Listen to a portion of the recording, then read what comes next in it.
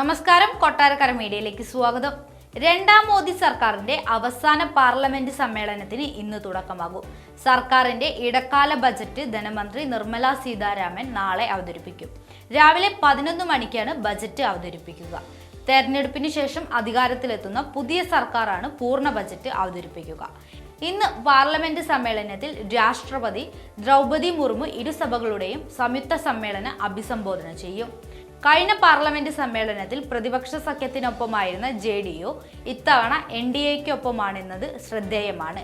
Parliament സമ്മേളനത്തിന് മുന്നോടിയായി ഇന്നലെ സർവകക്ഷി യോഗം ചേർന്നിരുന്നു. പ്രതിരോധ മന്ത്രി രാജ്നാഥ് സിംഗാണ് യോഗത്തിൽ അധ്യക്ഷത വഹിച്ചത്. ബജറ്റ് അവതരണങ്ങളും രാഷ്ട്രപതിയുടെ നയപ്രഖ്യാപനത്തിനുമേലുള്ള നന്ദി പ്രമേയ ചർച്ചയും മാത്രമാണ് അജണ്ടയെന്നാണ് സർവകക്ഷി യോഗത്തിൽ കേന്ദ്ര സർക്കാർ അറിയിച്ചത്. നിയമനിർമ്മാണ നടപടികളൊന്നും അജണ്ടയിൽ പറഞ്ഞിട്ടില്ല.